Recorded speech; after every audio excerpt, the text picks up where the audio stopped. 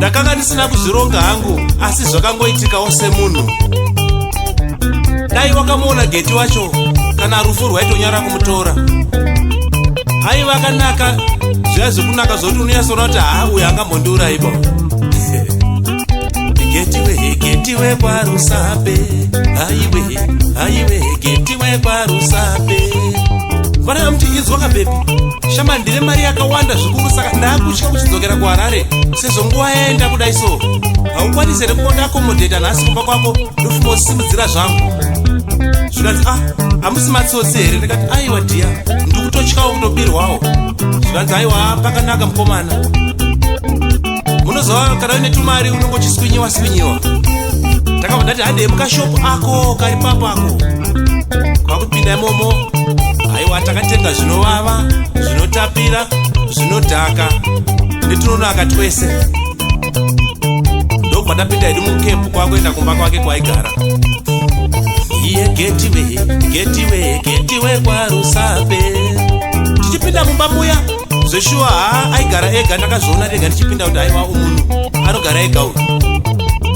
Saka munozva imba yausingabhadhari rendika inotyisa kunyatsotambanuka.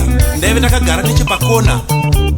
Zvikanzi uri kukwata here? Ndikati aiwa dhiya. Zvikanzi uri kukwata here? Ndikati aiwa. Zvikanzi aiwa pombonokako. Doro ramusoro paye. Ndikati dhiya, handigoneri kumbonozorora zvangu chii. Zvikanzi aiwa atambanuka zvako. Ndichingotipinde imba mekurara muya, mozva semunhu anenge adhakwiriraka. Ndichingoti nehope. Ndakamutswa nesaidi kiki yembama. Kuona inga pana varume vatatu vakatopakata zvombo zvikandongwati right.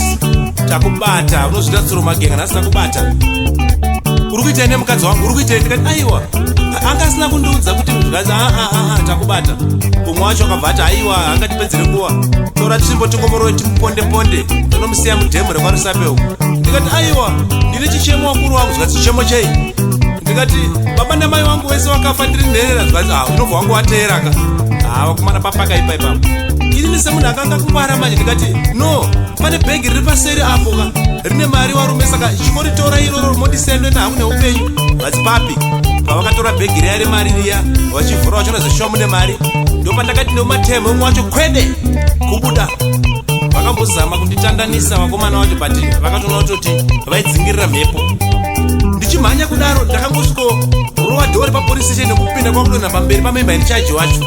Zvikanzi kwakanaka here? Chii? Ndikati mukuru wangu, ndanga ndichibva kwanda ndichibva, saka ndakwire mota yematsotsi. Wakundibira zvese zvinhu zvandanga ndinazvo zvese. Kwakundisiya ndakaita zvandandakaita kudai so.